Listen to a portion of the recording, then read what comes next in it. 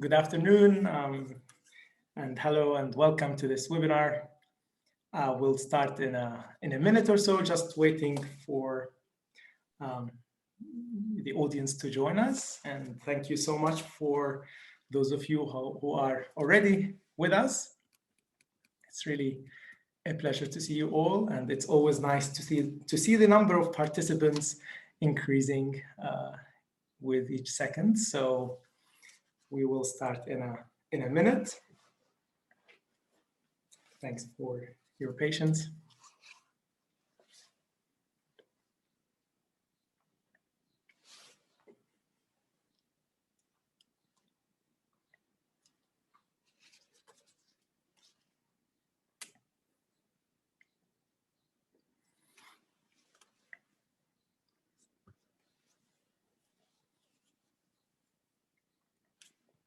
This session is being recorded and it will be available on our website later on. I will remind everybody about this in a second once we start, in a couple of seconds.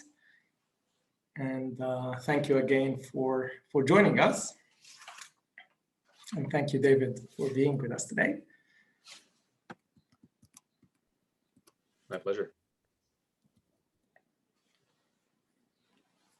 Okay, being very swift, we'll wait another 15 seconds and we'll go ahead with this live webinar and the expert briefings that is brought to you by the Small Arms Survey. Okay, well, we're hoping for a brief briefing. So on that note, hello and good afternoon, and welcome to this expert briefing offered by the Security Assessment in North Africa project of the Small Arms Survey. We are based in Switzerland, in Geneva. My name is Alaa Tartir, and I'm a researcher and project lead at the Small Arms Survey. And it is my pleasure to welcome my colleague, David Lochhead, today to brief us on weapons and explosives in North and West Africa. David Lochhead is a senior researcher at the Small Arms Survey here in Geneva, leading our work on weapons and explosives in Africa, building on his extensive experience of over 20 years in arms controls issues, as well as UN peacekeeping operations over the past 15 years. I would like to welcome the audience. Thank you very much for being with us today in this briefing. And for the ones who could not join the live webinar today, don't worry. This is a recorded session and it will be available on our YouTube channel and the Small Arms Survey website shortly. So, so thank you for that. And also you will have the opportunity to ask questions through the chat function once we're done with the first 20 minutes or so of the briefing. So get your questions ready. Also, this is a good opportunity to encourage you to follow our work of the Small Arms Survey through our social media accounts, as well as join our mailing list. We promise you lots of knowledge that is intellectually stimulating and policy relevant that will be landing in your inbox. And finally, this is the first webinar in our 5-part webinar series that it will take place from today until the 8th of June, every Tuesday at 2 p.m., where we will be discussing issues related to Chad next week, Morocco the week after, Libya the week after, and then Burkina Faso on the 8th of June, featuring experts of the Small Arms Survey and of the SANA project. And finally, I would like to thank the Netherlands Ministry of Foreign Affairs for its continued investment and support of our work at the Small Arms Survey, and in particular, the Security Assessment in North Africa project. And also, I would like to thank the French and German governments for supporting the work on IDs and improvised explosive devices that David is leading at the Small Arms Survey. Done with the introduction, and welcome again. And David, over to you. And I would like to ask you a number of questions on explosives and weapons in North and West Africa. And maybe if we start by setting the stage, if you want. So if you can take a couple of minutes to brief us rather briefly about the current landscape of armed groups and weapons circulations, including improvised explosive devices in West Africa. And I know this is a big topic, but maybe if you can focus on the armed groups' geographic clusters and types of operations as well. Thanks very much, Alaa, for the introduction and for the question. Well, as you mentioned, it's a huge topic, and there are many specialists out there that focus on different geographic areas. So I think what I'll do is talk pretty generally to begin with, and this is a pretty short seminar. So I think I'm going to kind of focus on typologies and then the clusters, as you mentioned. So you do have a spectrum, of course, of different types of armed actors across a huge geographic space, and of course there are historically many kind of variants and earlier groups that have been operating in these zones. But you can also talk about just the kind of spectrum of armed actors that are operational currently, and that varies from contexts like Libya, where you have large-scale conflict between different belligerent parties who are supplied by foreign countries in violation of an arms embargo, and you have spillover conflicts like the one that has currently erupted or continued in northern Chad. You have the whole cluster of activity around the Boko Haram Lake Chad Basin conflict with the various splinter groups from Boko Haram and ISWAP, etc. And then, of course, in West Africa, we can call it the Mali cluster, but really it's an expanding area of terrorist activity and insurgency, including separatist insurgencies. That's been very, very active for a long time, but very acutely in what we call the Mali crisis since 2012, which of course is somehow connected to what was going on in Libya immediately prior to that in the Libyan civil war. So you do have those types of armed actors. You have the terrorist groups, you have Al-Qaeda affiliates, Islamic State affiliates, the proxy separatist groups, and then you have self-defense groups, some of which are government proxies, some of which have been spontaneously created, purely by the communities for the purposes of defending themselves. And there's, of course, historical trends where the self-defense groups often end up going on the offensive and becoming an important part of the conflict themselves. And then you have bandits and criminals and armed civilians, traditional hunters, and armed pastoralists, who can, of course, also play into the higher level conflict dynamics. So in a nutshell, that's the sort of spectrum of armed activity. I could mention also Western Sahara, the conflict there, which has the potential to reignite with recent ceasefire being canceled in Western Sahara. So another area to keep a close eye on. On the Mali side of things, of course, the insurgencies there have been spilling over into neighboring countries, and we see expanded use of improvised explosive devices over the last 5 years into Burkina Faso and Niger, of course, of being affected by both on both sides, both from the Lake Chad Basin side, Boko Haram, and on the western side with Al-Qaeda and IS affiliates. And if we're talking about the armed groups and terrorist groups, one main question that comes to mind, and here we're talking to an expert with arms issues, how do armed groups and terrorist groups acquire arms and ammunition, and particularly in West Africa?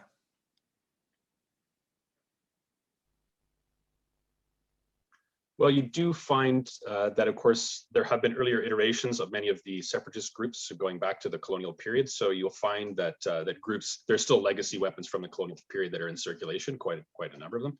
And you see, of course, weapons that were being distributed to proxy forces during the Cold War, also in significant quantities. you'll find weapons that were given by the Soviet Union to client states to support them during the Cold War, that are weapons captured on the Eastern Front during World War II. So you do find, a long history of weapon distribution and weapons captures during earlier insurgencies. And then you have issues around stockpile diversion. So there are often cases of weak stockpile management and large quantities of weapons going into circulation by that way. And then at the other end of the spectrum, and you still see this now, you'll find that on the front lines in operations, soldiers also at sometimes sell weapons and ammunition back into conflict systems purely for profit. There have been also cases of losses by peacekeeping operations in many peacekeeping operations historically, but in West Africa in particular with MINUSMA, there have been some cases, although you would consider those really as combat losses rather than sort of diversion. And then you, of course, have the historical dynamic of the Libyan civil war and material coming back with foreign fighters who have been fighting for Gaddafi in Libya and bringing heavy weapons back with them, and small arms and light weapons, explosives, etc., that were looted from stockpiles or were just being used by them during the conflict. And you have legacy weapons that are still in circulation from earlier conflicts, like in Liberia or Ivory Coast, and some of those have been in caches and have been circulating in criminal networks ever since.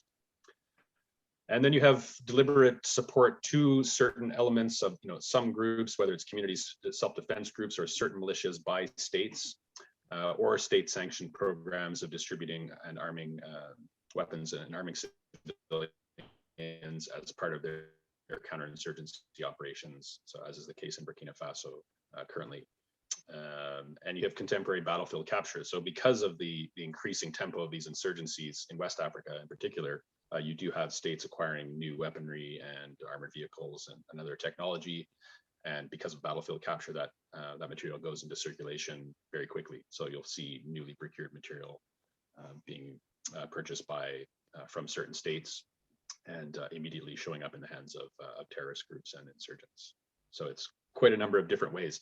And of course, you rarely see what you'd consider to be sort of large scale transfers of weapons by some outside actor to support any of these groups. But you do see, like I said, large scale battlefield capture occurring, and especially when fixed positions, when complex attacks occur and camps or bases are overrun and heavy weapons go into the hands of terrorists. And we will come down to the question of the use of these weapons and what can we do to address this question. But also this is a good opportunity to remind the audience that at the Small Arms Survey we have a number of publications that are available on our website that tracks the arms trafficking in the region and the use of arms and the proliferation of it. And this is also another opportunity. Please feel free to add your questions from the audience in the chat function. I will bring them to David after asking him 2 more questions. We'll aim to keep this briefing brief. So David, you started by talking about also the regional links that when you describe the geographic cluster and types of operations of these groups. So it's not only country specific, but also there are regional links. So what do we know in terms of known connections between North and West Africa in terms of trafficking in arms and ammunition and explosives? What does the evidence tell us, or the indicators that we have so far?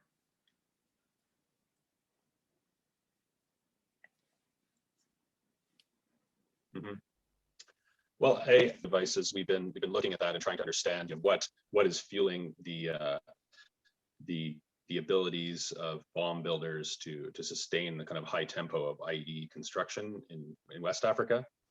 And I think maybe to go back to the earlier question just briefly, the aspect of the diversion of commercial explosives into the IED networks or into these insurgencies or terrorist campaigns is something which is often overlooked.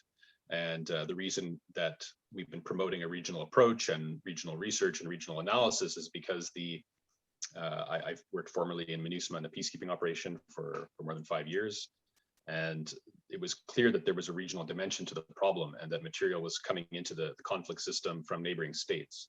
But because of the limitations on the mandate, there was no entity which was kind of clearly being tasked to conduct research to understand how the material was flowing into the conflict system in such quantities. And so the research that we've been doing has been an attempt to try to do that from the ground up, doing kind of primary field research to understand the dynamics around the trafficking. And as I mentioned, the diversion of commercial explosives, which are being procured for mining, for resource extraction, for quarrying, for road construction. They have an important role to play in the conflict, because the IEDs, as asymmetrical weapons and very effective ones, being used against the peacekeeping operation or defense and security forces and other international counterterrorism forces, that it's a very cost-effective, and an IED costs around $35 to construct, and you can destroy a $500,000 armored vehicle with it in a fraction of a second and take many lives. So it's an important thing to look at the regional dimensions. Now, of course, we've talked about Libya, and people typically see Libya as the source of material. And during a certain period, of course, Libya was an important source of material for fighters in Mali. And because of surveillance and interdiction operations in northern Niger and the Salvador Pass by France, by the United States, they have been able to choke off a lot of these conduits. It doesn't mean the material doesn't get through, still it does. And we did see throughout the period where I worked there that there were still trickles of material making their way from Libya, from neighboring countries, from Egypt, from Sudan, making their way down into northern Mali quite soon after their manufacture date. So there's still a stream of material, but it's not on the same scale as it was early on. But what we do see is the proliferation of anti-vehicle mines from Libya and probably from northern Chad. These are legacy mines from minefields and stockpiles, and they're a very important part of the IED lexicon that are used in West Africa. And very few of the states in that region use these mines, including Mali. But a lot of the IEDs use these mines in an improvised way, and because they're low metal content plastic mines, and even though they're 50 years old, they were sold in great quantities to Libya, and they continue to be having a devastating effect on defense and security forces and civilians increasingly. So they're an item that we look at specifically because it's sort of unique to the West African context that these are used in IEDs. Compared to the Middle East, for example, where you often find other types of ordnance, artillery shells and mortars being used in the IED construction. You rarely see that in Mali and Burkina Faso, but you often see these PRBM3 anti-vehicle mines being used. We also have been looking at the radio-controlled IED components, so for the more sophisticated IEDs, and a lot of those seem to have been coming through Libya as well, in particular during the period when IS was very active in Libya. And that supply, the use of those components seems to have died off in Libya with the current phase of the conflict. It's less of an asymmetrical conflict. But we do still see those devices, those electronic components, which are Chinese manufacture, making their way into West Africa. So there's been a replacement of several generations of these devices, transmitters and receivers, which were coming probably originally from Libya, and they may now be coming by some other route. So that's something else that we're looking at. And then lastly, this diversion of commercial explosives is just, the research that we've conducted over the last couple of years has shown us the true scale and complexity of this trafficking. A lot of it coming out of countries like Ghana that are hubs for the commercial explosives industry and for the mining sector.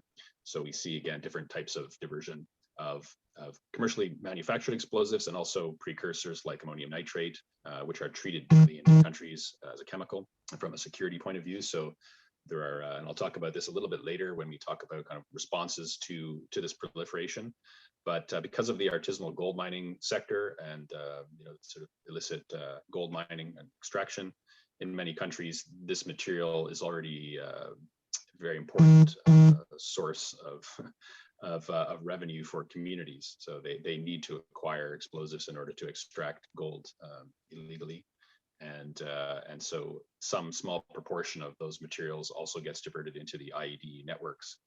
And what we observe is that the IED builders are not under any pressure to really innovate dramatically because there's so much material available from the kind of illicit black market in explosives. So in terms of identifying remedies, that's an important part of trying to kind of control or rein in or diminish the availability of materials. And unfortunately, at the moment, they're so easily available that we may actually even be seeing kind of trafficking of electric detonators from West Africa even back towards other conflict zones. So very interesting and complex dynamics. Absolutely, it's many interesting insights, and also it shows the complexity, the complex dynamics of this issue. But David, here you talked about our research and the research that we're conducting in the region. So for the policymakers on this call, they would like to know how, in particular, this research can be of value, of benefit, like in terms of informing the policies of the respective countries, but also of the external intervention. So how are we translating this research into policy actions, or to inform the policy circles based on this evidence that we're gathering and this analysis that we're doing? Mm-hmm. Well, I think, historically, the Small Arms Survey has really specialized in understanding the dynamics of diversion. So moving into the area of diversion of commercial explosives, I think, is a natural progression from the weapons and ammunition work that the survey has been doing for 20 years. And of course, because the IEDs are increasingly used in these types of conflicts, they're considered to be the preferred weapon of insurgent groups or terrorist groups now. And very effective and cost effective, as I mentioned. So what we're really trying to do with the work related to IEDs is to be able to inform a regional response. As I mentioned, it's clear that the networks and the sources of material that are flowing in have a regional dimension and are quite complex. And it's important for policymakers to understand that. And it's not as though there isn't expertise on these issues in certain spheres. So within the kind of weapons intelligence domain, and especially where you have counterterrorism operations being led by Western countries, they often have very sophisticated weapons intelligence capabilities and laboratories to be able to analyze, to do post-blast investigation, to understand a bit about which types of explosives, which types of detonators, which potential sources for those materials, and something about the supply chains, etc.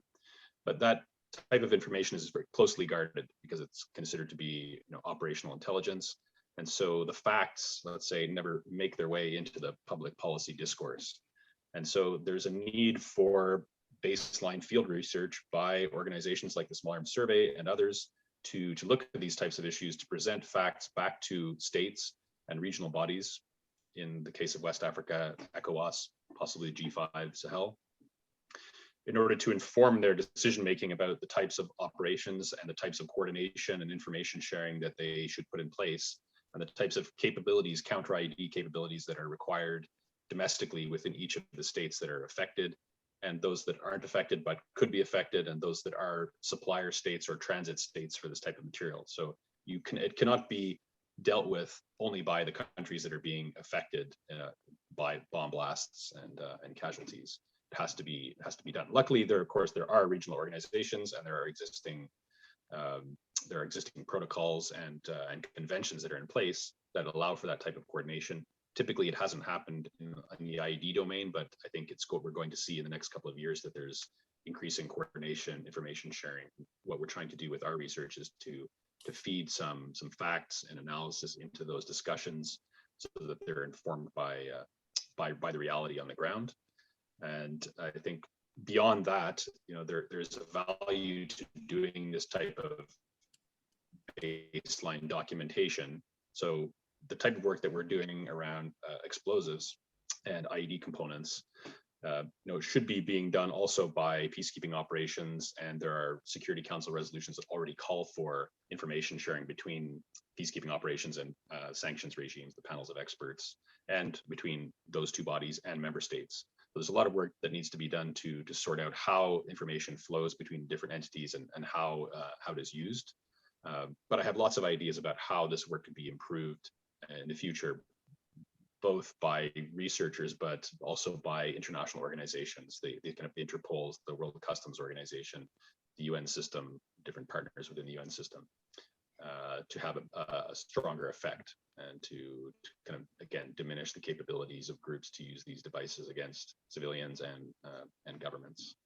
So there are aspects that are being done routinely by en masse or mine action NGOs in relation to physical security and stockpile management, and that is an important part of that equation or that puzzle.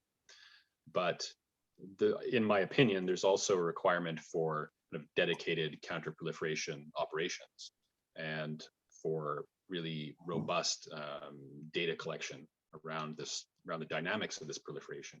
And that is still a work in progress, I would say. It's very the information is still extremely fragmented even within the peacekeeping kind of family and sort of partnership. So even if you're looking at only the UN system, the information sharing is very fragmented, and there's not sufficient investment in terms of personnel and tools and capabilities to allow a really in-depth analysis of all of this trafficking, which is ultimately fueling these conflicts. So when the Security Council is asking for a peacekeeping operation to stabilize a country or to support a peace process and deal with insecurity and protect civilians, if they're not looking at the issue of weapons and ammunition and explosive flows into the conflict system, then they're clearly missing a really critical component. Thank you. Thank you. And they certainly, if they don't have that analysis, they're never going to be able.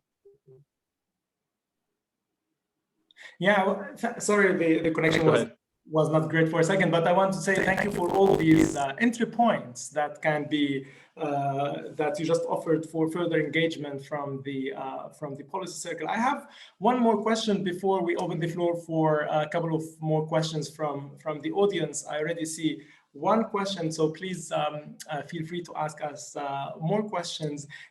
My final question to you, David, relates to what you hinted to earlier on about the response. You talked about the regional response, but what can be done to address the proliferation of arms, ammunitions, and explosives in the region? I know this is rather a big question, but maybe if you can give us some concrete, brief, additional entry points of what can we do to address the proliferation of arms and ammunition in the region. And after that, I will move to to receive some questions from the audience.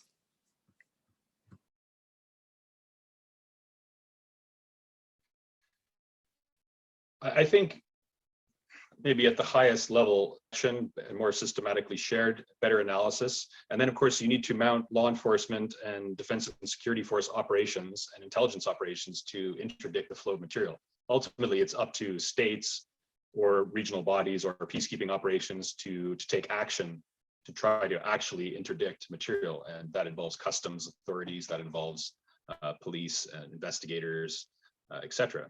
I haven't really talked much about the human rights aspect, but the involvement of human rights investigation in looking at the sources of material used by perpetrators is also another interesting entry point, or they're an actor that can take advantage of this type of work. So ultimately, there has to be, let's say for the IED question, there needs to be stock taking exercises. There has to be regional analysis about the dynamics, and there have to be information sharing mechanisms created. And on the basis of the intelligence that is actually out there, there needs to be operations. There have to be operations that are mounted to actually interdict. Now, if you have something like the Force Conjointe G5 Sahel, part of the mandate of the G5 force is actually to interdict, illicit material that's feeding these systems.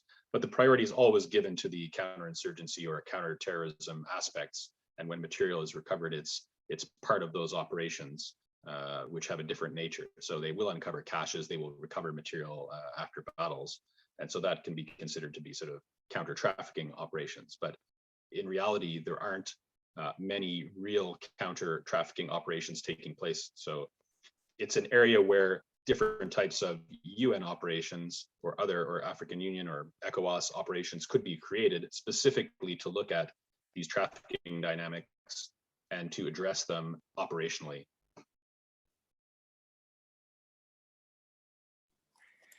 Thank you. I mean, I don't want to put out more questions now because I promised that we will have a briefing. But we received one question here, very interesting question, bringing another element to this discussion. And the question is from Nicola. There are concerns at the international level over the impact of new technologies of arms trafficking, like 3D printing, dark web, etc. Are new technologies also impacting the situation in the West Africa, North Africa region? And if so, in what form? Thank you, Nicola, for the question. And I see another question that I will ask after David addressed the question on the new technologies and if they are impacting the situation in the region and in what form. Well, they are to a limited degree in some areas, although not in the same way that they have been used, for example, by the Islamic State in Iraq, where you actually saw them adopting very quickly and actually being the innovators in the field globally to use 3D printing technology and other technologies to manufacture weapons and ammunition.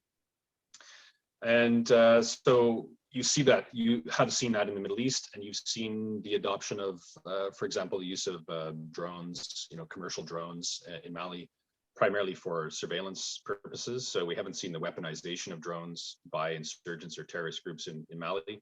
And as I mentioned, the IEDs, of course, the IED designs and the use of some of these more sophisticated radio-controlled IED components can also be seen as an innovation. There is a slow change over time in terms of the designs, usually to make them more sophisticated. But we don't see the use of 3D printing or other kind of additive technologies in West Africa in the kind of artisanal arms manufacturing industry, if you'd want to call that, or domain. We don't see that yet, but it's quite possible that will be something which where there is innovation. And that can happen very rapidly. I use the example of kind of landlines and mobile telephones. You can skip very quickly to a new technology if you introduce some of these capabilities and then allow for local manufacturing, as you've seen in Yemen, for example, where the construction and assembly of quite sophisticated weapons being provided by Iran to the Houthis has really been a game changer. It's really the only conflict I can think of where a non-state armed actor has been using ballistic missiles and cruise missiles and radio-controlled IED boats and things like of that nature. So we don't see that in West Africa, and I don't imagine we will soon. But you do see, for example, cases where a group like Boko Haram, they'll seize control of a vocational training school and use the machinery to start manufacturing improvised munitions and things like that. So when there's an opportunity, groups will innovate and improve on their designs. We have one more question. Thank you, Roberto, for the question. And the question says, some interventions by states had severe unintended consequences. For example, Nigeria controls on fertilizers import and internal trade caused shortages, which contributed to a rise in agricultural commodities prices. How do we assess this issue? Roberto asks. That's a really important question, and it's something we've also been looking at as part of our study to understand the responses that states and including sometimes groups of states have tried to put in place to address the availability, in particular, of ammonium nitrate, and that's actually one of the reasons we started the research, because going back to, let's say, 2016 or so in Mali, the defense and security forces were talking a lot about the role that fertilizer was playing in the IED building networks, and they were focusing their energy and their operations on curtailing the trafficking of fertilizer. And actually, there is a lot of trafficking of fertilizer, but often it's because of subsidy programs in certain states versus other states. So there's a profit to be made by trafficking fertilizer for use as fertilizer. But a lot of the security forces were interdicting these shipments, thinking that they were choking off supply to IED networks, when in fact, the evidence suggests actually that it's ammonium nitrate that is produced probably for the mining sector, as a component of a commercial explosive, bulk commercial explosives that are actually being used in the IEDs. It's not to say that you can't use fertilizer to make homemade explosives and ammonium nitrate fuel oil explosives, which are the commonly used ones in the IEDs. You can use fertilizers, and even low nitrate fertilizers can be prepared in a way that allow them to be used in the IEDs. But we don't actually see it happening very often, or there's very little evidence to suggest that it is happening, largely because the other material is so widely available. So there's no need to trouble yourself. You already have a design that works. But yes, one of the things we're trying to look at is what are the second order consequences if you choke off supply of one material. Of course, it doesn't mean the groups won't try to innovate and adapt, and that's what you see in everything. Short timelines for modifying their designs and sourcing material have a great flexibility compared to an army or a government.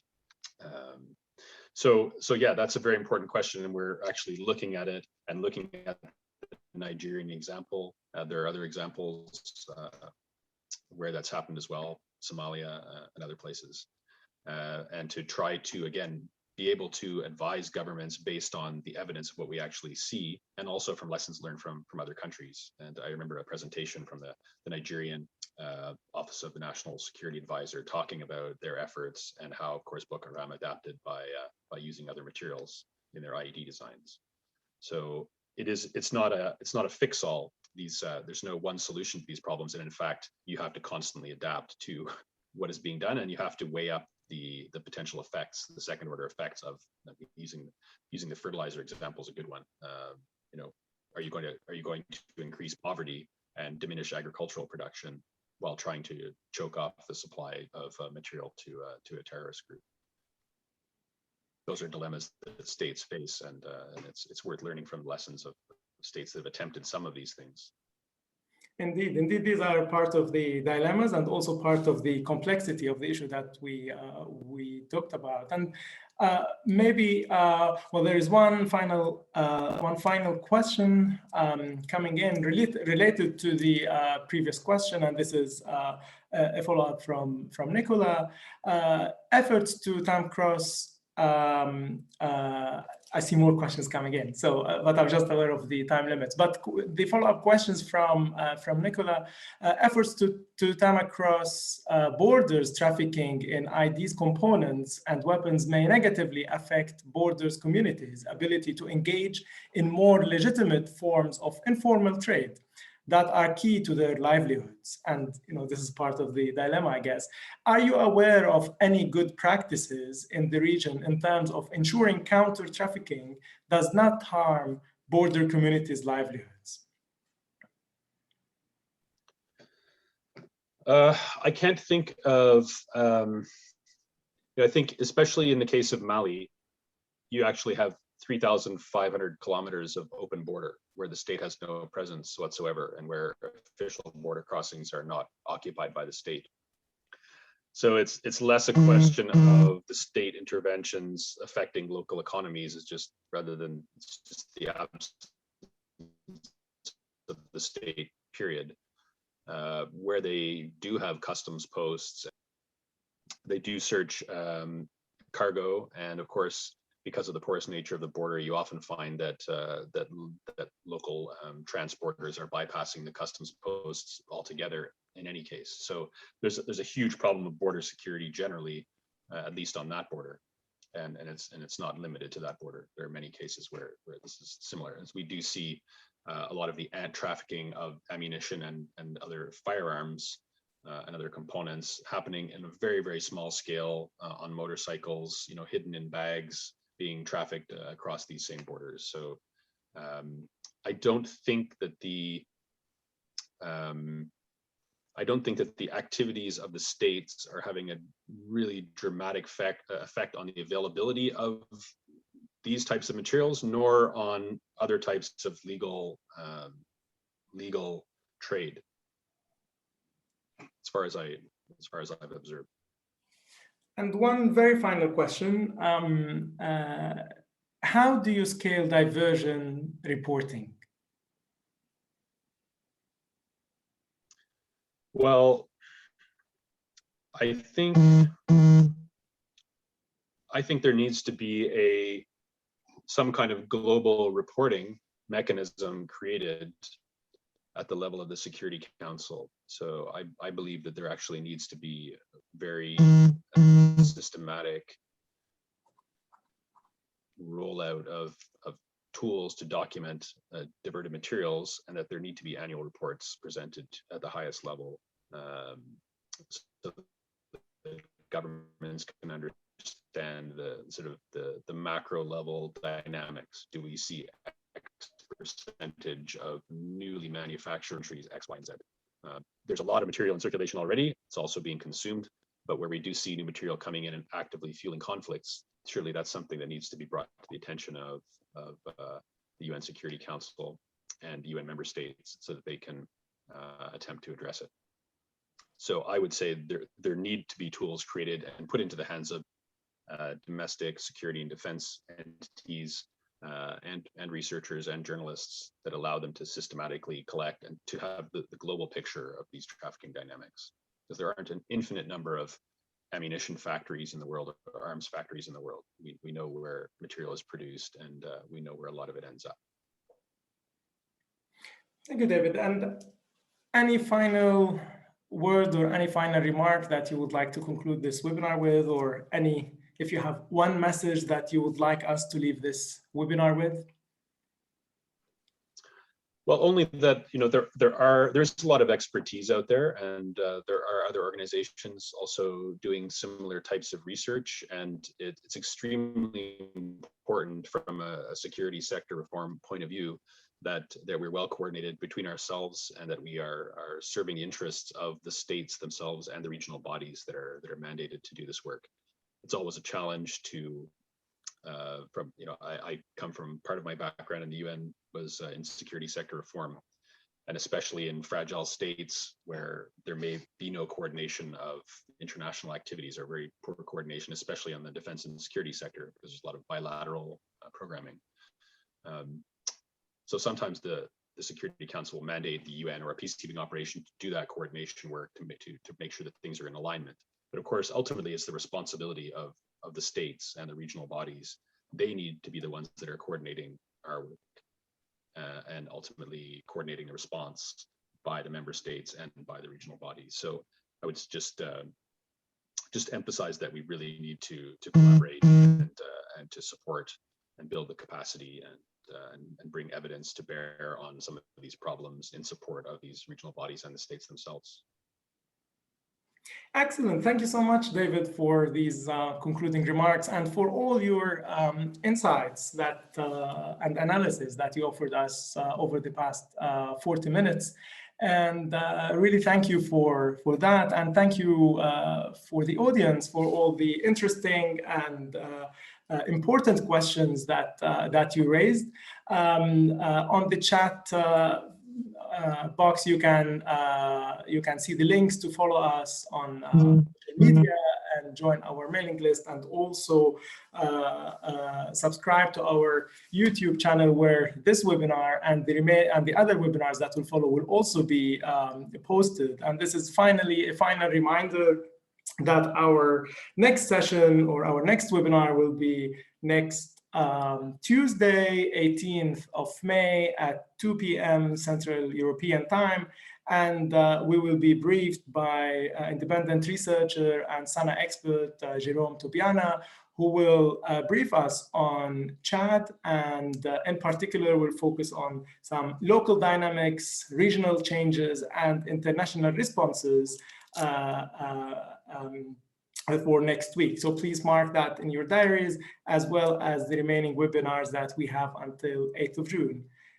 Finally, please stay safe, take care, and thank you, David, and thank you for the audience for being with us today, and see you next week.